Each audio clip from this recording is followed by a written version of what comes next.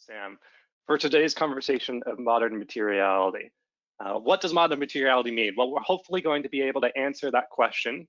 And we have two experts with us, Sam Leavitt, who is the Director of Content for our ESG program here at Amenity Analytics, and then Alina Anderson, who is the lead model developer for the ESG team at Amenity as well.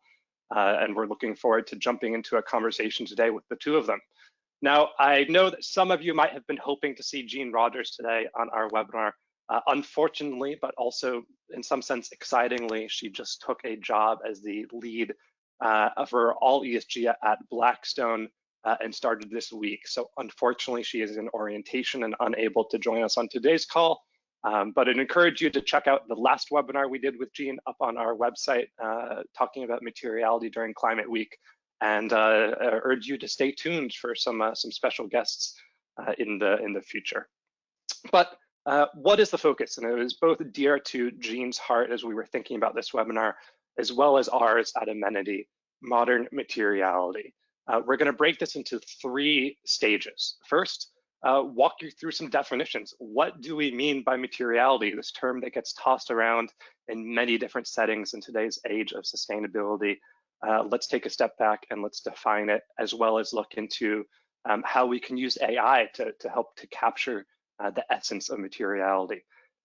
Sam is then going to take us through a example walkthrough in some of our new dashboards that are designed to help you access this information in your day-to-day, and then we'll wrap up with a bit of a panel conversation, some prognostication on the future of ESG sustainability, and would urge you to jot down any questions that you have throughout. You can use the the chat feature built into GoToWebinar.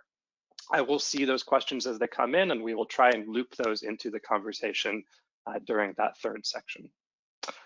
So let's jump right into the content. I'll start sharing my screen for that first section, as I said. And as I do so, really the question that we're starting with today is, what is materiality?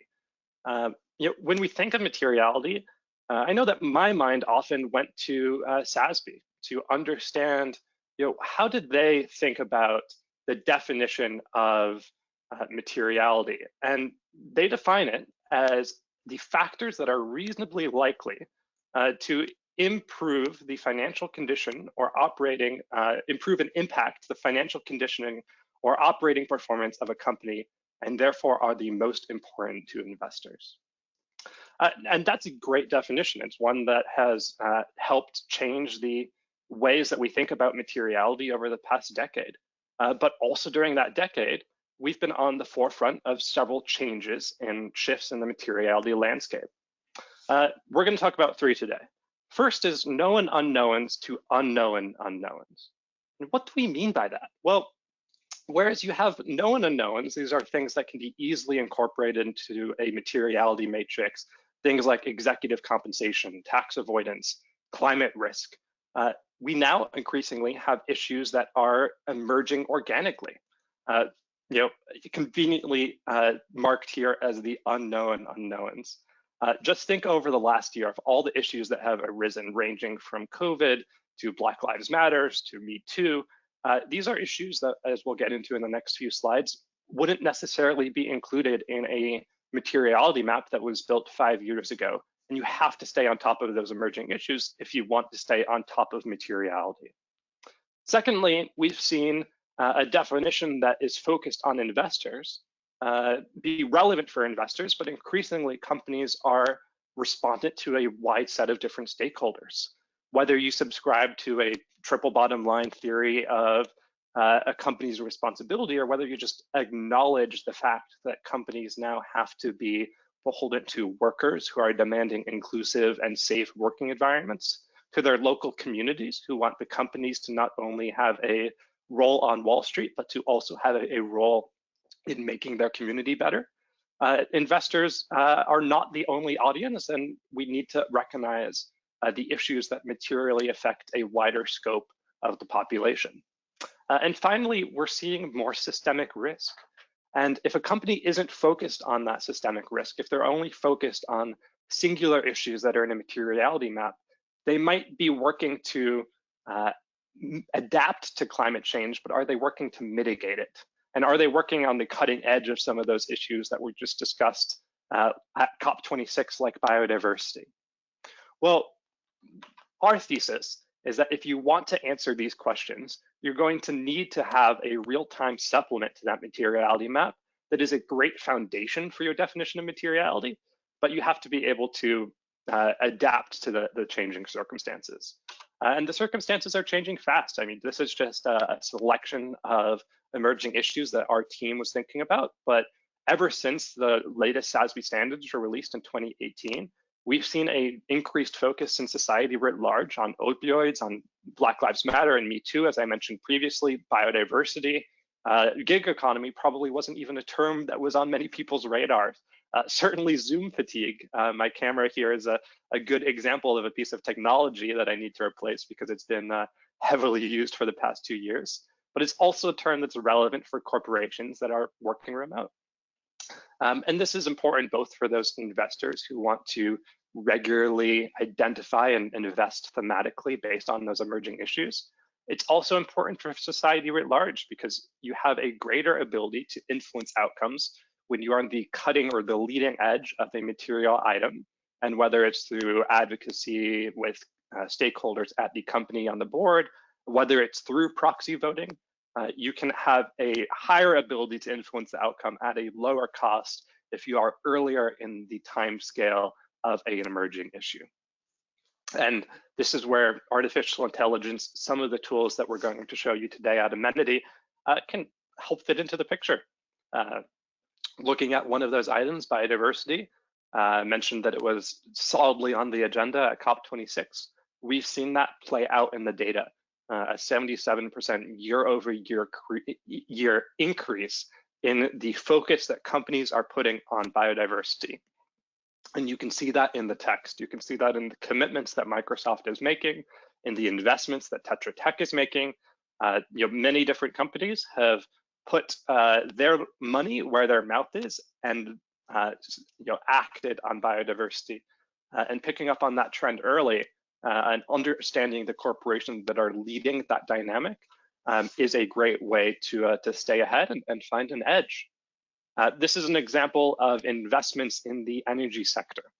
What have companies been focused on?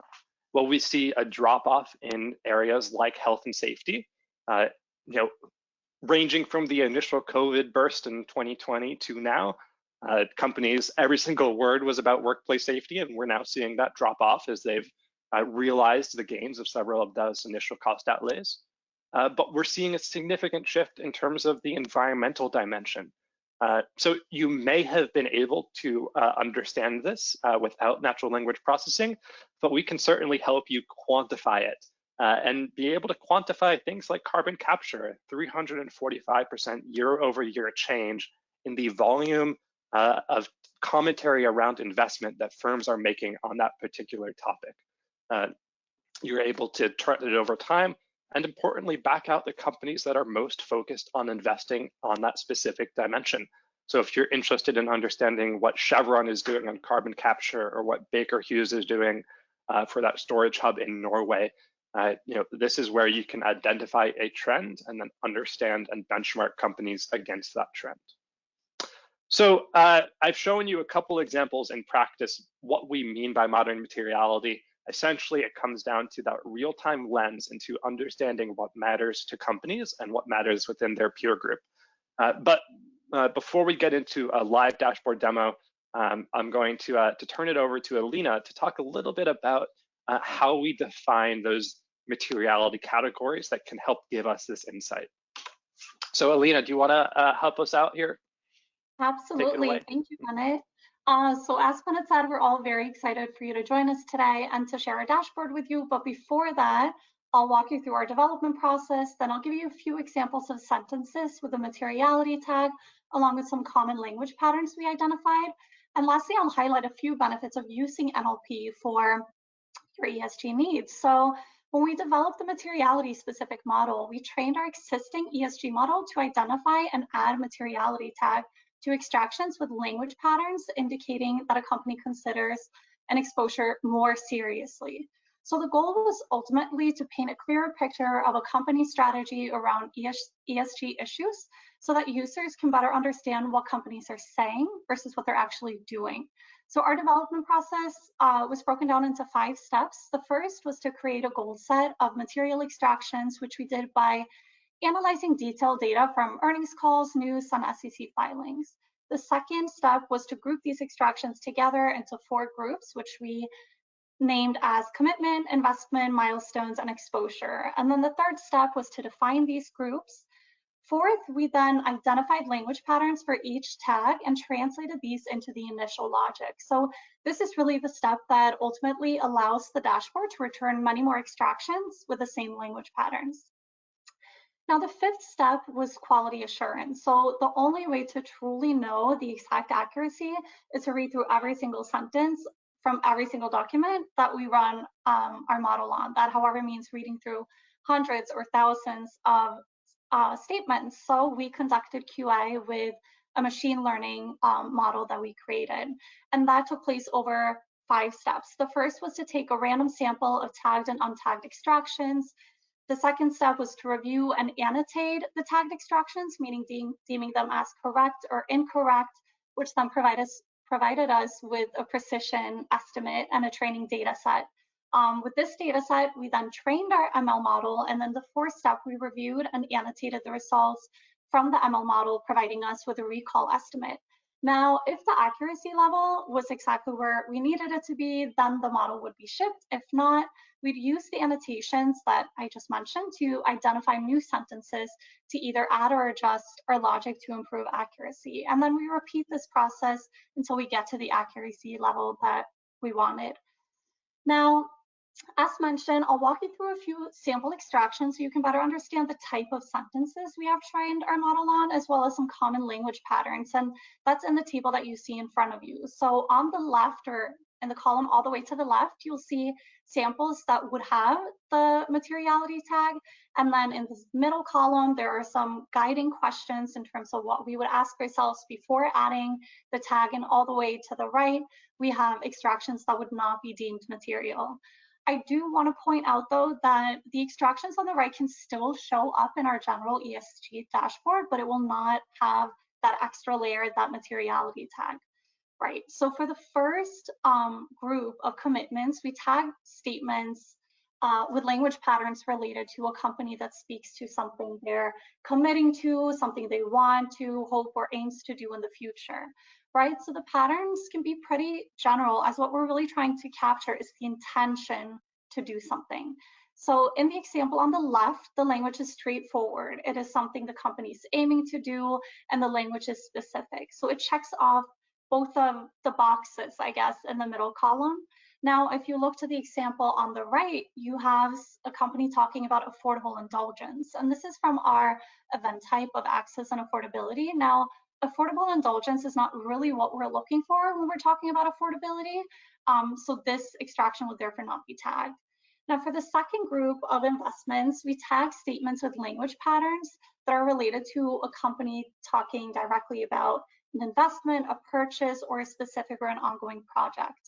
Now, when you look at the example on the left, the language is specifically talking about someone's investment in something that does something, right? It's specific and checks off the boxes or the 2 questions.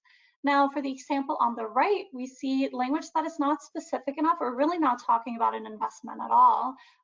It's talking about strengthening a talent base, right? So this example would not return an extraction. Now, for the third grouping of milestones, we look for statements and language patterns that are related to an action that a company has completed. I think that this is, or the example on the left is very clear. Microsoft has signed a power purchase agreement for renewable power. Again, answering yes to the 2 questions in the middle column. Now, for the language on the right, however, it's simply too conditional, right? So it says, although a company has achieved something, they may not be able to do something. So it almost sounds like a cop-out, so that you won't be held responsible later on. So this would not return a milestone extraction. Now, for the final materiality tag, we look for exposure. So we tag exposure statements with language patterns that are related to a company identifying either risks or opportunities. So the language patterns can be both positive or negative. The statements can be market or regulatory commentary where a company sees outside forces playing a role in influencing their future operations or strategy. So for negative language patterns, which identifies risks, we look for language related to risks, lawsuits, harassment, and macro-related risks such as COVID-19, to name a few. While for positive language patterns, which identify opportunities, we look for language around macro opportunities, identifying or taking on an opportunity, being well positioned to do something, or changing an action to create change, right? So this is exactly what we see in the example on the left, rethinking a strategy to avoid something, to improve something, right? Now, when you look to the example on the right, it's really just a general commentary statement that is not specific at all. It's really just a list. So this would not return a materiality tag. Now, with this in mind, I do want to highlight three benefits, I guess, from using NLP with your ESG needs. And the first one I would say is that it's a lot faster. So our dashboards run through thousands of documents, so it outperforms an analyst pretty quickly and could also pick up an extraction a person would have missed. The second is that it provides options. So the dashboard allows you to filter in or out for specific information depending completely on what you're looking into and your needs. But it also takes it a step further and allows you to make comparisons all in the same place. Now, the third benefit that I would highlight is that overall, using an NLP dashboard like ours will give you a lot more, or will allow you to be a lot more specific and efficient with your ESG research. With the speed and options that I just mentioned, using NLP really allows you to generally analyze a broader representation of ESG statements in a more efficient way. And even better, as Bennett mentioned, it can do so in real time, which allows you to capture emerging materiality topics. So I do hope you walk away with an understanding of our development process, an understanding of how we identified and defined our materiality tags, along with some of the language patterns that we look for, and then an understanding of how using NLP is beneficial. So with that in mind, I will hand it over to Sam, who will do a live demo of our dashboard. Brilliant. Let me pass the controls to Sam. Thank you, Alina. I think my takeaway from that is the amount of work that your team puts into making it happen behind the scenes to accurately identify all of the information here around commitments, investments, milestones, exposures. That allows us to be confident when we are identifying those emerging materiality issues. And Sam, looking forward to seeing a live example here. All right. Thank you for that intro. I'm Sam Levitt. I am a ESG analyst and head of content here at Amenity. I'm going to walk you through our group analysis and then company analysis dashboard views to show you how we use these dashboards in our workflow and how our users use these new views as well. So this is our group analysis dashboard here. As you can see, there's a lot of filters. The top movers filters are right here, and that's going to give you a comparison tool for a baseline period that we have as 180 days here and a 7-day period. So on the right, this is a top movers view. Today we're going to be using materiality to take a look. So to start with, we have a 30-day publish date. You can look at a company by ticker and the name. Today we are going to look at environmental extractions and use our materiality lens to focus in on investments. So we do this to surface interesting stories, interesting companies we want to follow from the past month. Using this helps us narrow down to a group of companies that we can see. We have our ESG scorecard here. This is really going to show us who has the most volume, who's being talked about most when it comes to environmental investments, and the impact score, so how meaningful the investments that these companies are making are. We see a lot of energy companies, RWE, Exxon, Chevron, a lot of companies involved in the automotive space. We have Toyota, Nissan. One company that sticks out is Amazon. They're in the internet retailing space, not so much in the clean energy industry or automotive industry, but they are doing a lot of investment in this capacity. So what we can do here is we have other filters up here. So we have sector, sub-industry, we have market cap. So if you're interested in doing small cap analysis, you have that ability as well. What we're going to do is we're going to look at that Amazon sub-industry, internet and direct marketing retail, to just get an industry overview of Amazon and the other companies in that group. So as you can see here, the sentiment, this is the sentiment for just that group, environmental sentiment. We see this ESG scorecard here change. So Amazon has the most mentions and impact score, but other smaller companies are doing things as well. We can look at the detail data. We see Amazon plans to build solar farm in East Georgia. That's tagged as an investment and a commitment in our materiality model. So we're seeing, interesting stories about Amazon. They're talking about their solar portfolio around the world. Our topics, will give us a little bit more detail than just the event type, where it's solar project, renewable power. So we can see, from their group, Amazon is leading their sub-industry when it comes to clean energy investments over the last 30 days. And from here, once you use the group analysis to hone in on one specific company, we can go to our company analysis then and dig in a little bit more. So this is our company analysis view here. We set it to the 90-day publish date. That gives us a little bit more of a time frame when it comes to environmental. Now you notice I haven't switched it over to materiality yet, so this is just all environmental mentions of the company.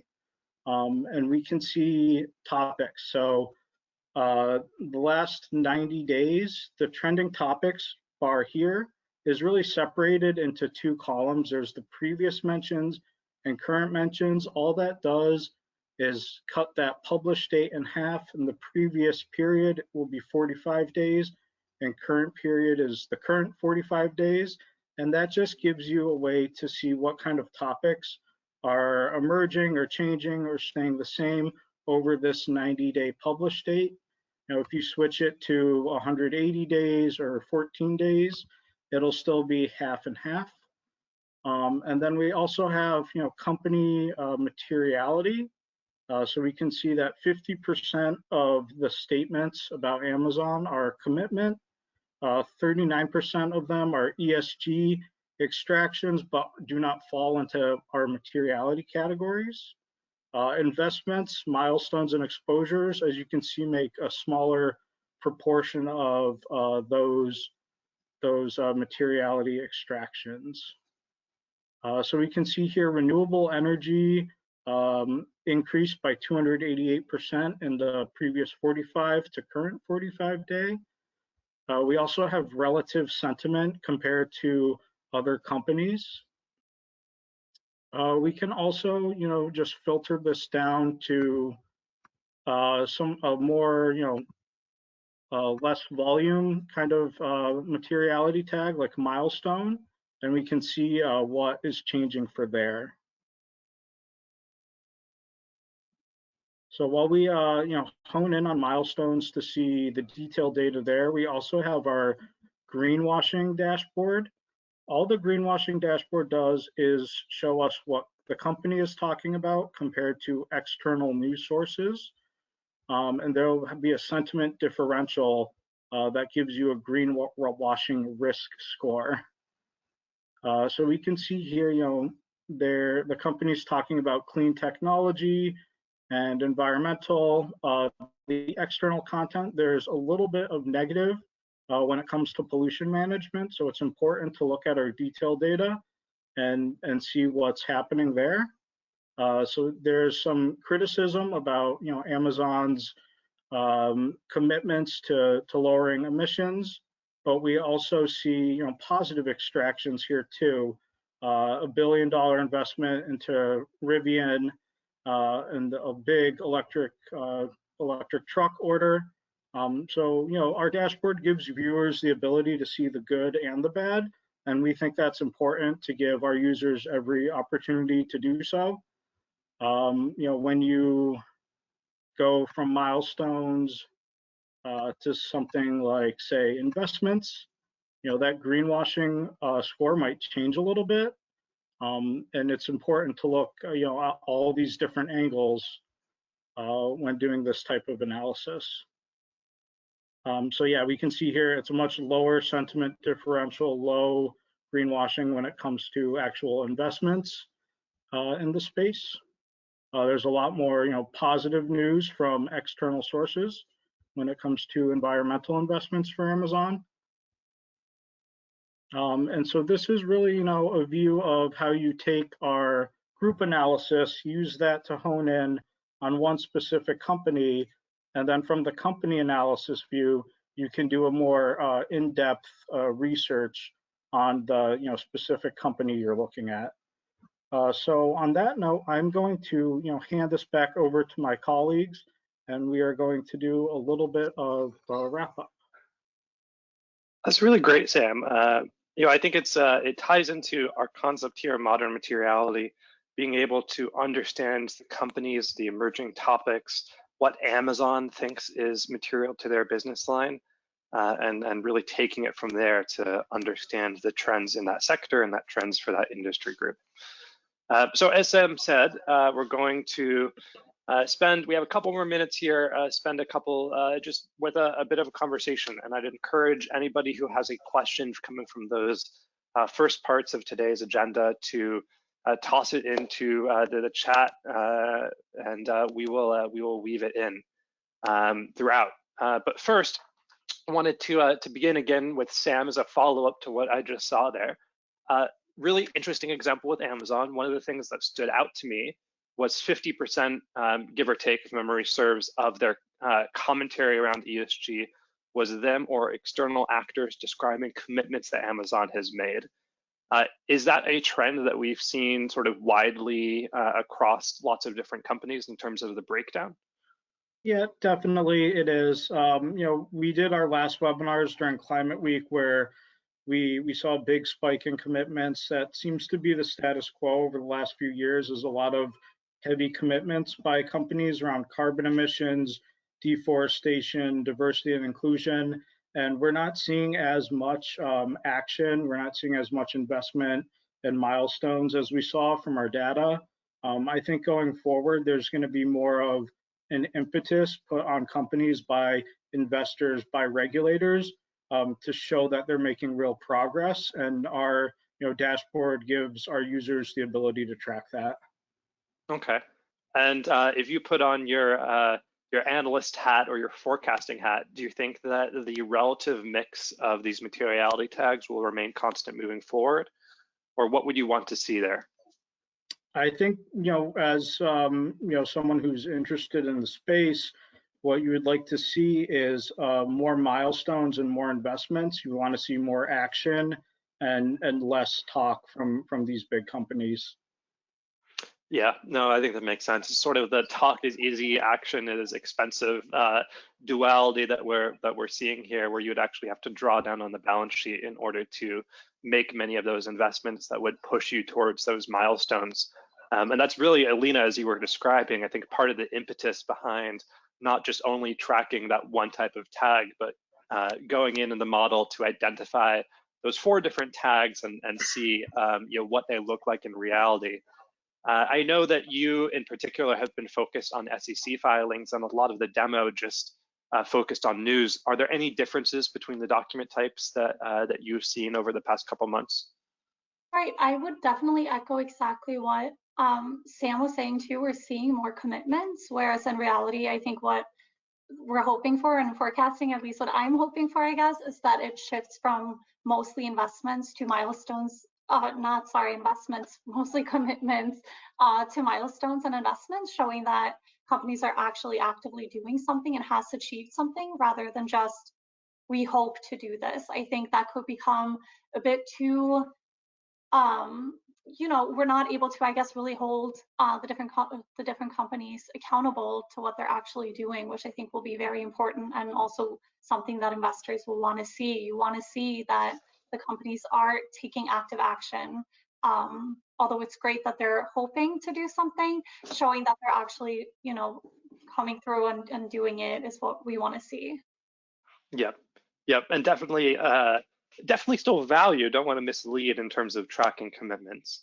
I think one of my takeaways is that you can see the emerging topic areas that companies are committing to, and in some sense, it is a leading indicator of you have to make a commitment before you can hit a milestone en route to hitting that 2030, 2040 goal. So you're able to see, for example, we showed a couple examples with Microsoft earlier, how carbon negative was a buzzword that they were one of the first in their carbon negative 2030 commitment to really bring to the forefront, and now we're seeing that across some peers, not a huge swath of peers yet, in terms of adoption of that thought process and that focus area. Sam, you've been driving the content machine for Amenity, and I'd encourage anybody on this webinar who hasn't seen the blog posts to go on our website to sign up for the weekly ESG newsletter. Some really interesting content. But in terms of topic areas that we have seen in 2021, anything stand out, and any thoughts on where we might see a shift in focus moving forward? Yeah, I think 2021, as far as environmental issues go, is really categorized by heavy spending, heavy capex, fossil companies moving away from fossil fuels towards renewable. We had the big Dutch Shell case, so carbon transition was really the driver in 2021. As we got later into the year, we saw more of a focus, especially in our earnings call breakdown last week, in waste and recycling and other environmental issues that are not necessarily carbon transition related. COP26 made a big show of ending deforestation by, I think, 2025, which is not that far away.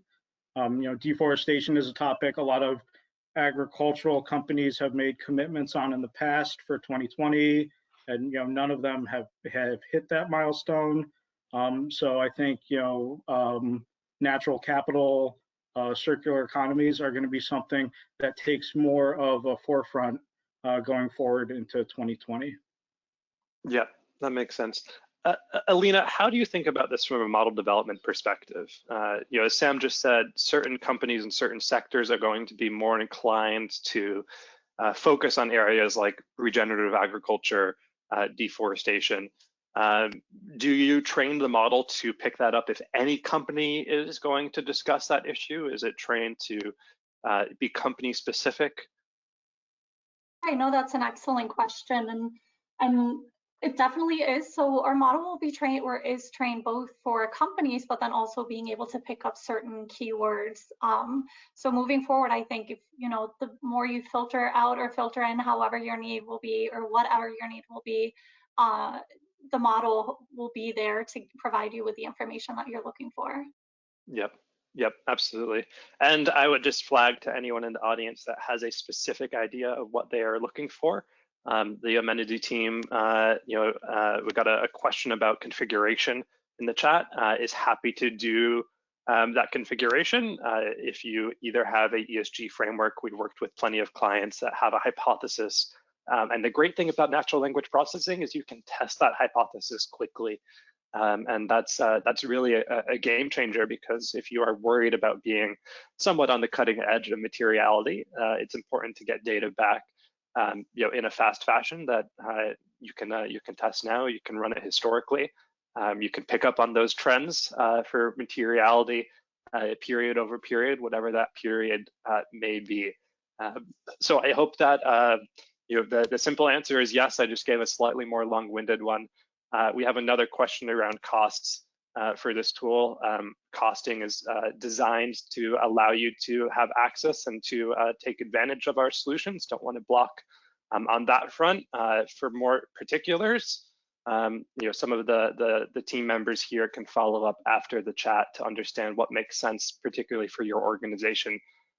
But that is one of the takeaways from this webinar, and from what I just saw with the demo, Sam, a lot of this is ready to go today. I mean, I know you and Alina are constantly pushing the bounds of the next gen concept of materiality, but I think that that you could understand some of those emerging issues right now. And I guess, Sam, that would be best directed to you, because that's part of what you do, looking for content and mirroring those workflows on a day-to-day basis. I don't see any other questions. We'll give it one more opportunity to come in, and then we can wrap just a couple minutes early. But Sam, Alina, I wanted to thank you again for your insight today into materiality. I hope our audience was able to pick up on some of the nuances of modern materiality versus SASB materiality versus materiality more generally. Lots of buzzwords when it comes to ESG, and hopefully we were able to help you make some sense of them. We will be distributing a recording, and you are more than welcome to reach out to anyone on our team for more information, or to set up a one-on-one conversation, as a next action. And urge you, as I said earlier, to stay tuned to Amenity for upcoming releases and upcoming news as we roll into the close of 2021 and beginning of a fresh year. So with that said, we will wrap up, and hope everybody has a great remainder to your day.